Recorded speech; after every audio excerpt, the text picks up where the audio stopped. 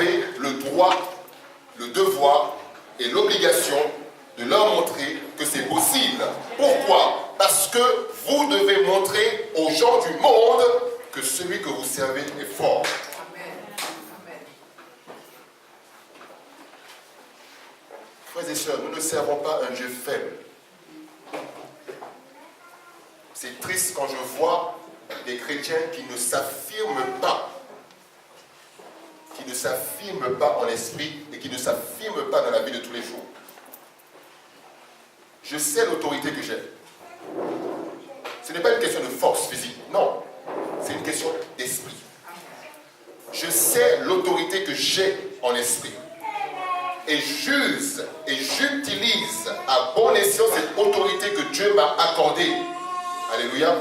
Pourquoi? Parce que je veux voir les choses changer dans ma vie. Parce que je veux voir les choses changer autour de moi. Parce que je veux voir les choses changer dans mon église. Parce que je veux voir les choses changer dans ma famille. Amen. Tout est possible à celui qui fait confiance à Dieu.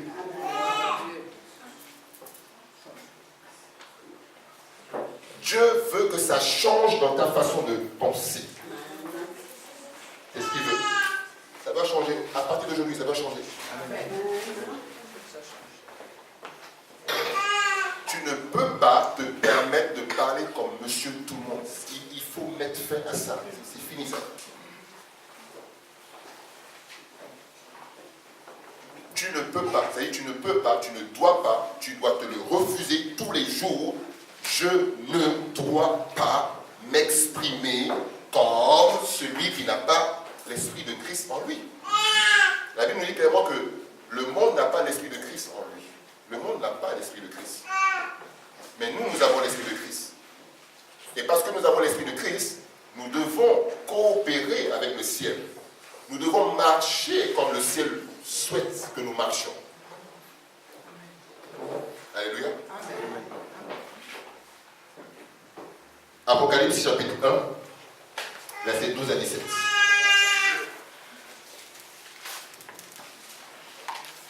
À la maison, relisez attentivement tous ces versets.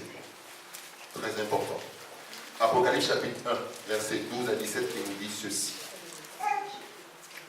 Apocalypse chapitre 1, versets 12 à 17. Je me retournai pour connaître quelle était la voix qui me parlait. Et après m'être retourné, je vis 7 chandeliers d'or. Et au milieu des 7 chandeliers, quelqu'un qui ressemblait à un fils d'homme, vêtu d'une longue robe et ayant une ceinture d'or sur la poitrine. Sa tête et ses cheveux étaient blancs, comme de la laine blanche, comme de la neige. Ses yeux étaient comme une flamme de feu. Ses pieds étaient semblables à de l'airain ardent, comme s'il avait été embrasé dans une fournaise. Et sa voix était comme le bruit de grandes eaux. Il avait dans sa main droite 7 étoiles. Et regardez ce qui suit. De sa bouche sortait une épée aiguë à 2 tranchants. De sa bouche sortait une épée aiguë à 2 tranchants. Et son visage était comme le soleil lorsqu'il brille dans sa force. Verset 17. Quand je le vis, je tombai à ses pieds comme mort. Il posa sur moi sa main droite en disant, ne crains point. Amen. Amen. De sa bouche sortait une épée aiguë à 2 tranchants. Parole. Épée aiguë à 2 tranchants. Frères et sœurs, la parole de Dieu est puissante. Puissante. Je le dis et je le dirai toujours. Partout où j'irai. Si vous négligez ce livre-là, vous négligez votre vie. Si vous négligez ce livre, cela veut dire tout simplement que vous négligez votre vie. Je reprends. Si vous négligez ce livre, la parole de Dieu, cela veut dire que vous négligez votre vie. Aucun raisonnement humain ne vous apportera la vie.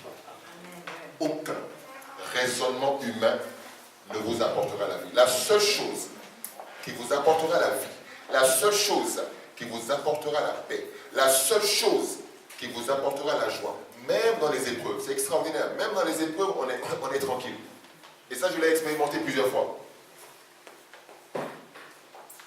Ça dit, dans le monde, c'est pas possible. Dans le monde, on se dit, mais comment tu peux être en paix alors que tu traverses tout ça? Il y a des gens qui m'ont posé cette question-là souvent. Mais comment tu fais? Comment tu fais? Moi, je ne fais rien. J'ai Christ en moi. Et puisque Christ est en moi, la paix est là. Amen. Amen. Je ne fais aucun effort, aucun. Pourquoi? Parce que je m'attache à la parole de Dieu. C'est la parole de Dieu qui me conduit chaque jour. Je ne peux pas sortir sans la parole de Dieu. Impossible. Dès que je me lève, je suis déjà en train de méditer sur la parole de Dieu. Même si je n'ai pas ma Bible ouverte, mais dans mon esprit, ça travaille déjà. La Bible nous dit que chaque jour, Jésus-Christ, la Bible nous dit que chaque jour, Jésus-Christ, très tôt le matin, donc ce qui explique la prière matinale que nous faisons, très tôt le matin, Jésus s'éloignait, partait loin de ses disciples, sur une montagne, dans un endroit secret, éloigné, et il allait parler avec son Père. Pourquoi? Tous les matins, lisez bien l'évangile, les évangiles. Tous les matins, la Bible nous dit que Jésus-Christ se levait très tôt, très tôt, très tôt.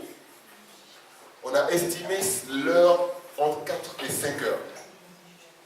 Tous les matins, Jésus allait prier. Vous savez pourquoi? Parce que Jésus voulait voir la première personne la plus importante pour lui, c'était son Père. Amen. La première personne, lorsque vous vous réveillez, la première personne à laquelle, vous devez dire bonjour, c'est Jésus. Commencez à faire cet exercice-là, c'est important. Commencez par mettre la parole de Dieu avant toute chose. C'est important, chers frères et sœurs. Commencez par mettre la parole de Dieu avant toute chose.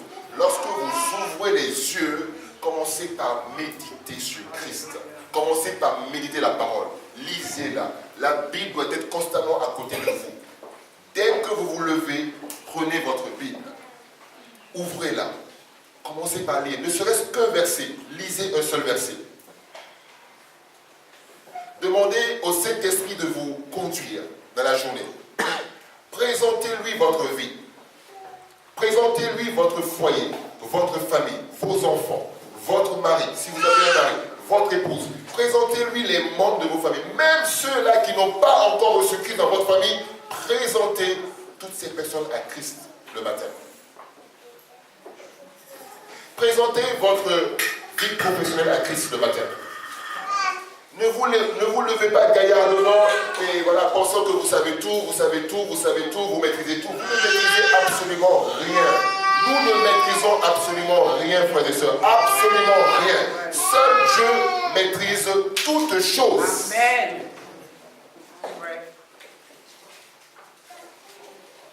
Dans votre entreprise, vous devez être la solution. Dans votre entreprise, vous devez être la solution. Là, je dis bien là. Si réellement vous êtes enfant de Dieu, vous êtes le seul enfant de Dieu dans votre entreprise, vous devez être la solution tous les jours. C'est possible. Mais il faudrait que vous le désiriez. C'est ce que Dieu veut. Dieu veut que nous soyons des solutions partout où nous passons. Alléluia. Dieu veut que tu sois une solution pour ta famille. Dieu veut que tu sois une solution pour l'église. Dieu veut que tu sois une solution pour l'école dans laquelle tu fais tes études en tant qu'étudiant. Tu dois être une solution. Tu dois être une solution. Arrête de te cacher. Arrête de te cacher. Sors, brille. Le monde doit savoir que tu sers un Dieu puissant. Alléluia. Je reviens sur ce verset de Genèse. Dieu créa l'homme à son image et à sa ressemblance. J'aimerais vraiment que vous méditiez à partir d'aujourd'hui sur ça.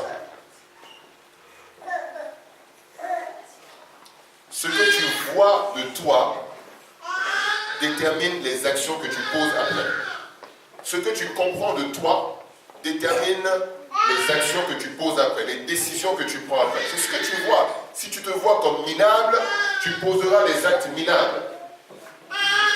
Si tu te vois comme incapable, tu poseras ou tu prendras des décisions qui ne correspondent pas à la volonté de Dieu ou à la volonté, ok, ou à la bienséance.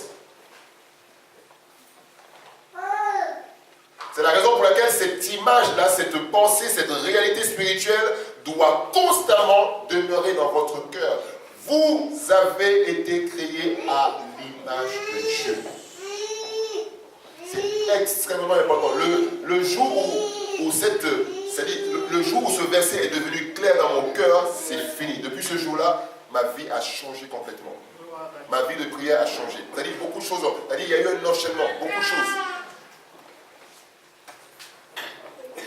La vie de prière que j'ai aujourd'hui n'est pas celle que j'avais il y a seulement 3 ans. La vie de prière que j'ai aujourd'hui, comparée à celle de l'année dernière, ça n'a rien à voir. Pourquoi? Parce que je m'applique tous les jours à sonder la parole de Dieu.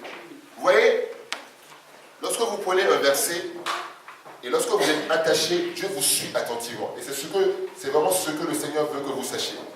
Vous savez, partout, que vous soyez aux toilettes, que vous soyez dans votre voiture, que vous soyez à la cuisine, que vous soyez, quel que soit ce que vous faites, Dieu vous observe attentivement.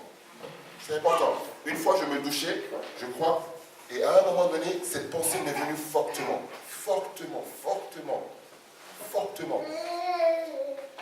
Et Dieu me faisait comprendre qu'il voit tout. Je ne sais pas pourquoi, ce jour-là, mais je l'ai senti fortement. J'ai senti fortement, c'est comme si Dieu voulait que je le sache, que je le comprenne. Je vois tout dans les moindres détails. Alléluia. Ce que tu vis là, Dieu le sait. Moi, je ne le sais pas, je ne connais pas, je ne vous connais pas. Mais une chose est sûre, Dieu vous connaît. Et il sait dans les moindres détails ce que vous vivez, de bien comme de mauvais. Mais sachez une chose, comme quelqu'un l'a dit tout à l'heure, toute chose concourt au bien de ceux qui aiment Dieu. Alléluia. Toute chose concourt au bien de ceux qui aiment Dieu. Votre cœur doit être versé dans la parole de Dieu. C'est ce que Dieu désire que ses enfants de Nogo fassent. Dieu veut qu'à partir d'aujourd'hui, ses enfants prennent sa parole au sérieux.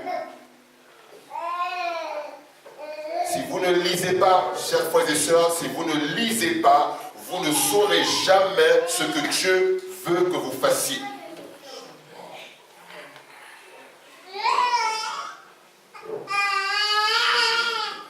Vous devez lire. Vous devez méditer. Lire, méditer, lire, méditer, lire, méditer, lire, méditer, lire, méditer, lire, méditer, lire, méditer. Vous ne devez jamais vous séparer de ce livre. Jamais, jamais, jamais. Ne faites plus cette erreur-là. À partir d'aujourd'hui, faites tout, chaque jour de votre vie pour avoir ne serait-ce que 5, 10, 15 minutes avec le Seigneur. Alléluia. Extrêmement important. Vous allez voir comment ça va changer votre vie. Ça va changer complètement votre vie. Deuxième chose, ne parlez plus comme Monsieur tout le monde ou Madame tout le monde. Je fais très attention à ce qui sort de ma bouche. J'en parlerai demain, je ne veux pas empiéter. Et vous allez comprendre beaucoup de choses. Nous avons fait beaucoup d'erreurs en disant des choses qu'il ne fallait pas dire.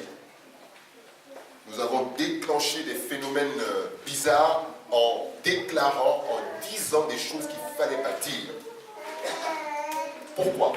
Parce que nous n'avons pas été éduqués, nous n'avons pas été éduqués à nous rapprocher, à demeurer dans la parole de Dieu. J'avais cette difficulté-là avant. Aujourd'hui, je fais extrêmement attention avant de parler. Très attention.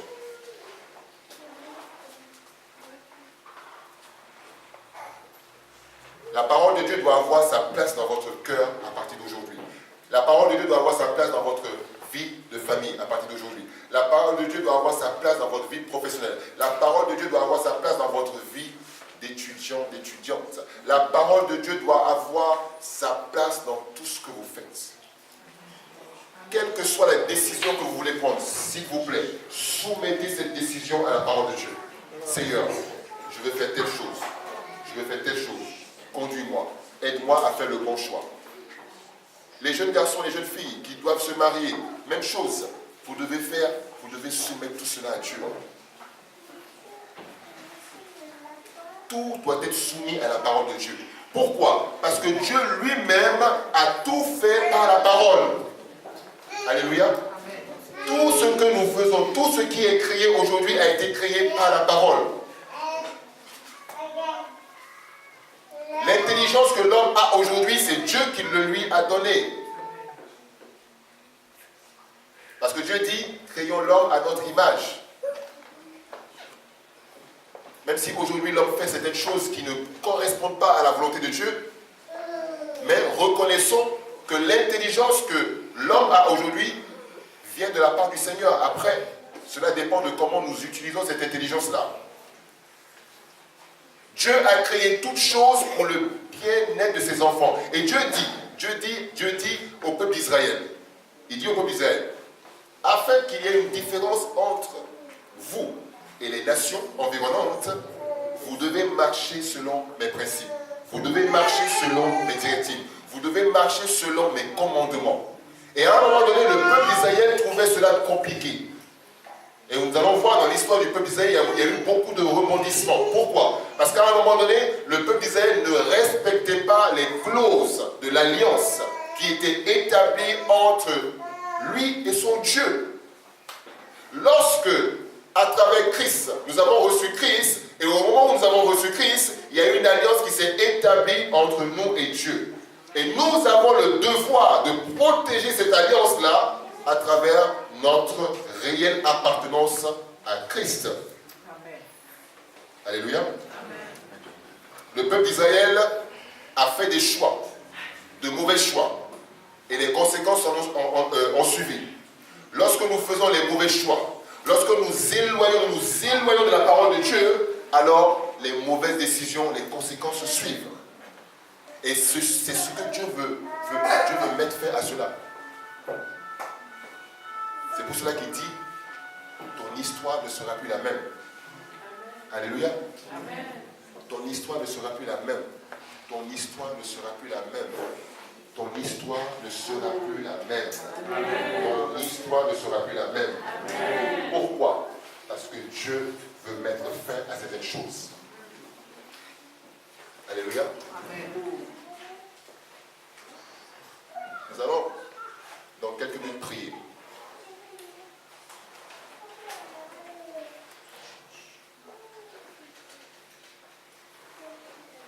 Tu dois remettre ton cœur à Dieu, c'est important. Dieu veut ton cœur, c'est tout ce qui l'intéresse. Pas autre chose, ta maison ne l'intéresse pas. Tout ce que Dieu veut, c'est ton cœur. Ton cœur, c'est tout ce qui l'intéresse. Ton cœur. Si tu peux lui donner ton cœur de façon entière, Dieu se chargera du reste. Alléluia. Tout à l'heure, le pasteur, le diacre disait que le dimanche dernier, je crois, on a fait un peu le point, c'est ça, de certaines difficultés. Vous savez, je sais une chose. Lorsque nous nous allions avec la parole de Dieu, tout devient facile. Tout devient facile. Vous allez voir, lorsque vous soumettez tout à Dieu, tout devient facile. Vous allez voir la facilité avec laquelle Dieu va vous sortir des situations. Il suffit tout simplement que vous vous alliez avec lui, c'est tout. C'est tout, c'est tout, c'est tout. Il n'y a aucune situation qui puisse tenir devant la parole de Dieu. Je n'en ai pas trouvé. Et notre chère maman, tout à l'heure, quand elle partageait son témoignage, elle parlait de fidélité. Et dit, les chrétiens ne sont pas persévérants. Et c'est vrai. La persévérance passe aussi par là. Parce qu'il faut être persévérant. On a l'impression que Dieu n'écoute pas nos prières. Et la maman m'a bien précisé cela. Elle a dit, mais Dieu écoute nos prières. Et c'est vrai. Dieu écoute. Mais c'est juste qu'il fait les choses à sa manière. Alléluia. Et c'est ce qui est dur pour les chrétiens. Dieu fait les choses à sa manière. Pas, hein? Ok, moi je voudrais avoir une voiture tout de suite. Dieu dit, tu vas attendre un peu. Seigneur, je veux une voiture. Il dit, bah, cette année, tu l'auras en 2019. Et je suis là, j'insiste, je me fâche. Il y a même des chrétiens qui se fâchent. Je dis, bon, ok, tu le fais, si tu veux, tu le fais, si tu ne veux pas, tu le laisses tomber. Ah, je suis passé par là. Lorsque je priais, à des moments donnés, ça fait 10 ans, c'est loin. À des moments donnés, lorsque je priais, je prenais, sur 1 heure de temps, je passais pratiquement 45 minutes à me plaindre dans ma prière.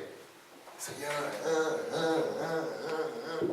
Et lorsque je finissais les 45 minutes de plainte, c'est comme si en fait j'avais un remords quelque part là. Je dis, bon, Seigneur, en tout cas, je te demande pardon. Voilà, je reviens à de bons sentiments. Je commence voilà. Et à la fin, je dis, Seigneur, en tout cas, je te remercie pour tout. Mais, voilà, tu vas régler mon problème. Ouais, je l'ai fait. Je pouvais passer des minutes à me plaindre. Et un jour, Dieu m'a fait comprendre, fidèle, tu perds ton temps avec les plaintes. Je n'écoute pas les plaintes. Et Dieu m'a orienté dans la Bible. Vous voyez, c'est toujours la Bible. C'est toujours la Bible. Il m'a orienté vers un passage. Et lorsque j'ai lu le passage, j'ai compris tout de suite ce que Dieu était en train de me dire. Il était tout simplement en train de me dire, fidèle, ne viens plus devant moi pour te plaindre. Alléluia. Ne viens plus devant moi pour te plaindre. Pourquoi? Parce que Dieu n'écoute pas les plaintes. Dieu écoute ceux qui lui font confiance. C'est la raison pour laquelle la foi et la confiance doivent être les moteurs de notre vie spirituelle. Foi et confiance. Quel que soit ce qui se passe, ayez toujours foi en ce que Dieu vous dit. Et ces promesses sont là pour vous rappeler qu'il est Dieu. Il est capable de faire ce que vous ne pouvez même pas imaginer. Et c'est ce qui va se passer. Hein. Alléluia. C'est ce qui va se passer. Vous allez rendre des témoignages ici. Des témoignages que les gens n'ont encore jamais entendus. Vous allez voir des miracles que vous n'avez encore jamais vus de vos yeux vont se produire dans cette église. Dieu est fidèle. Amen. Dieu n'a pas changé. C'est la raison pour laquelle vous ne devez plus avoir peur. Si votre problème c'est la peur, sachez que la parole de Dieu peut détruire la peur. Si votre problème c'est la colère, sachez que la parole de Dieu peut réduire à néant la colère.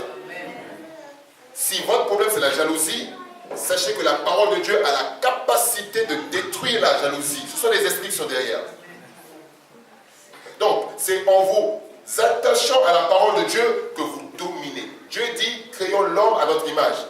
Et juste après, lorsque vous lisez le verset qui suit, il dit, il donne l'autorité à l'homme de dominer sur tout ce qu'il a créé. Alléluia. Cela veut dire quoi? Cela veut dire que lorsque vous rentrez dans votre service, lorsque vous rentrez dans l'entreprise, dans votre entreprise, vous avez une autorité que les autres n'ont pas. Alléluia. Vous voyez différemment. Là où les gens voient problème dans votre entreprise, vous voyez solution. Amen. C'est comme cela que ça fonctionne. Comprenez cela définitivement. Là où il y a un problème dans votre entreprise, lorsque vous rentrez dans votre entreprise, il n'y a pas de problème. Il n'y a que des solutions. Et vous êtes la première personne de cette solution-là. Vous êtes cette solution-là. Ayez le courage de prêcher Christ. On peut prêcher Christ différemment. On peut prêcher Christ en montrant aux gens qu'on est différent, qu'on pense différemment, qu'on parle différemment. Nous parlons le langage de Dieu. Je ne parle pas le langage du monde. Et je refuse de parler le langage du monde. Je parle le langage de mon Père Céleste. Amen. Alléluia. Lorsque tu es dans les études, lorsque tu arrives dans le campus, on doit t'identifier comme étant l'enfant du Père, de celui qui est en haut. On ne doit pas t'identifier comme un étudiant lambda, un étudiant quelconque. Non, tu dois refuser cela. Parce que tu fais partie d'une race élue, d'un sacerdoce royal, d'une nation sainte. Alléluia. Que Dieu soit loué ce matin.